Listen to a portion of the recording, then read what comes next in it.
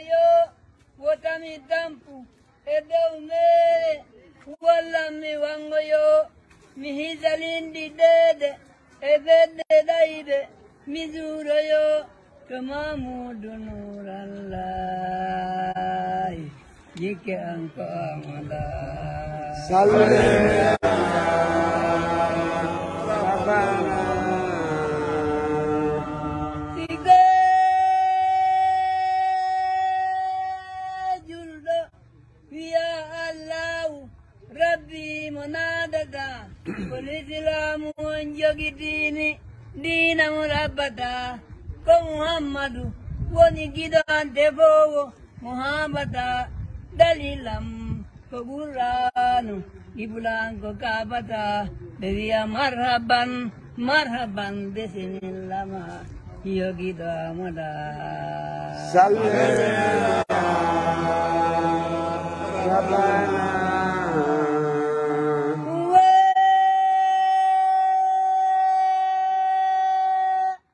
rahmatul mudatu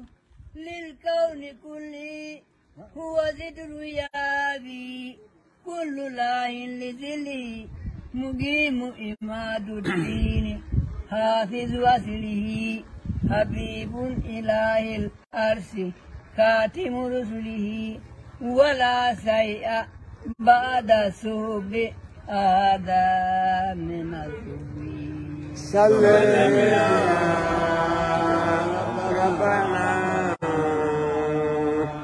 ترى حيث لا ينسي يدري بذاته وكنت في أخلاقه وصفاته على الرغم من ألداده وسناته ثبت على الاجتناب في معجزاته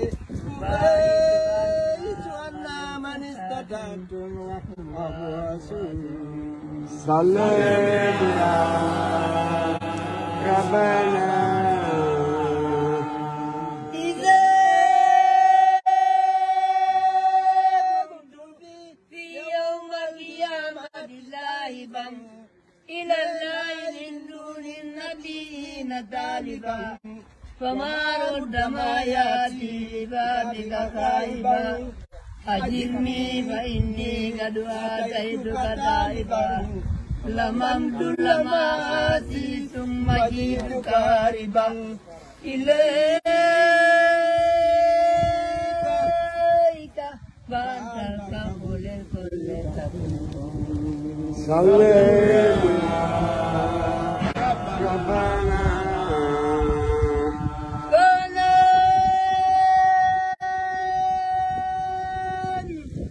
Yajanyinde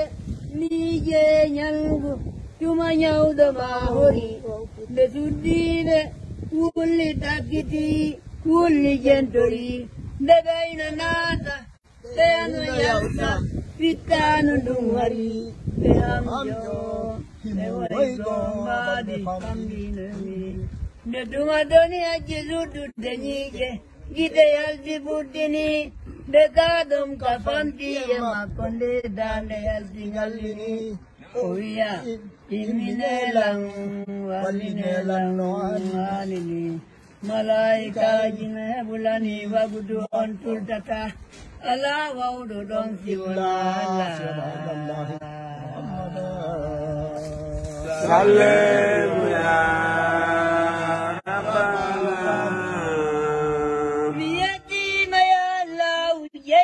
Gore ko moyumende muyaji amofti unde ko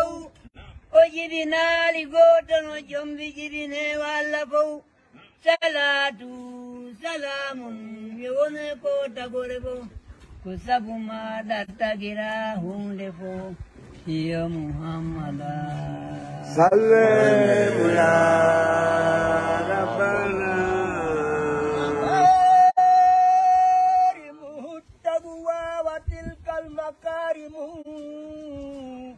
فالليل ويوم قائم ثم صائم فلله منه والعطايا جسائم جليل المزايا فهو للرسل كاتب وللحق برهان وللرسل منهج صلى يا ربنا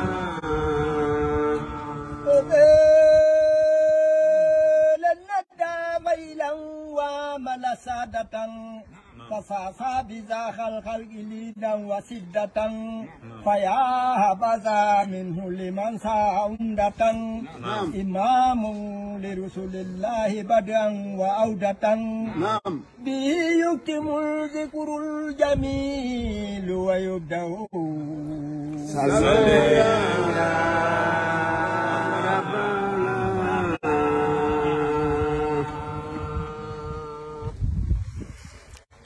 albarka mum guine maten jarni o weltani ki on onon kono makito ɗon Yerno Alpha Umar na Yerno Alpha Umar si Nah. thank you ya on awa on aɓe ɗon timmini إبراهيم أسولتي awa albarka mo on jarama فكم سيد البيان منوط بسيدي وحسبك في صديق التلو محمد صلى ربنا فكم سيد الفيا منوط بسيدي وحسبك في صديق التلو محمد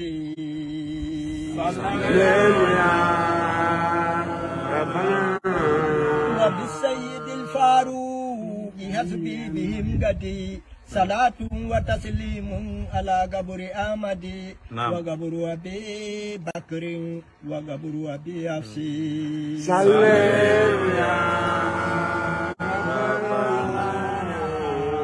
يا الله يا رحمن صل على محمدنا يا الله يا رحمن صل على محمدنا